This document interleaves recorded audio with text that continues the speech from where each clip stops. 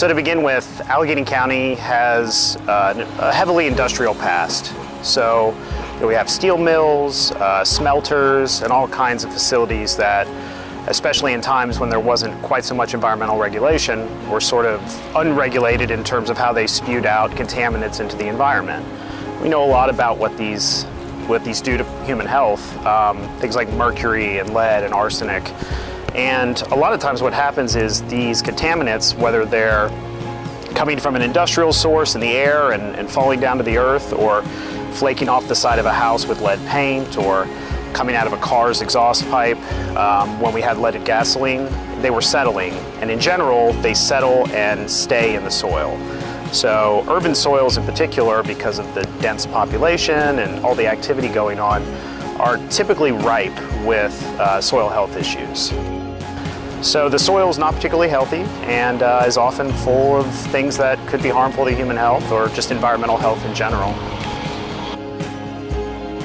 So we're in Homewood here in the city of Pittsburgh. Homewood is a historically black community and remains so today. It also is technically a USDA food desert, which means there's not a lot of fresh food options here in the neighborhood for people. One of the things that happened to this community especially when the steel mills started closing back in the 70s and 80s, is they lost a lot of population. So what you're looking at behind me is one of hundreds of vacant lots that are in this neighborhood where houses once stood, and now you have essentially publicly owned land that often has a number of issues associated with it because of how the demolition was done, because of environmental contaminants from other sources. But these sites are also ideal for members of the community to grow food in.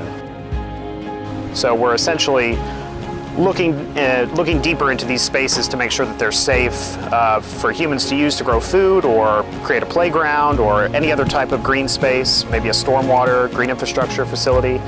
And we want to make sure that it's safe to operate in, and if it's not, how to fix it. We found a lot of lead, to be honest. So we predominantly work with vacant lots. We have a separate program for testing soils that people bring us from their homes, but when we go out and do testing, it tends to be on lots like this. And I would say that our average find is that lead values on these lots exceeds the federal safe limit for children, which is about 400 parts per million for bare soil. And often, we see sites that exceed that limit for adults, which is about 1,200 parts per million. So we're finding a lot of lead, a lot of arsenic, and sometimes other things like cadmium and chromium that you find in the industrial world. In order to do what we're doing out here, you either have to have some very expensive equipment or a lot of money to pay a laboratory to come in and do the testing for you.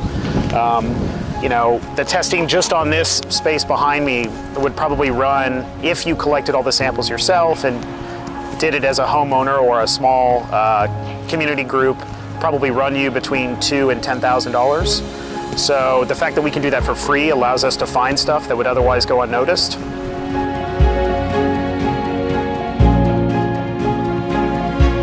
We're mostly looking at green solutions, so using things like cover crops and plants and biodiversity to sort of let the soil naturally build itself up.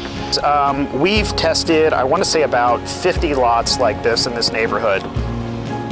And what that allows is for community members and groups who are willing to invest their time and energy into either urban agriculture projects. This site will be a garden space for children to learn. Other sites are being used by Homewood Children's Village and Operation Better Block for growing spaces and educational spaces, and we're really allowing them to put their resources to use in the best location for it. So if a site is beyond their ability to clean up, we can help them find a site that is good and then focus our resources on cleaning up those highly contaminated lots.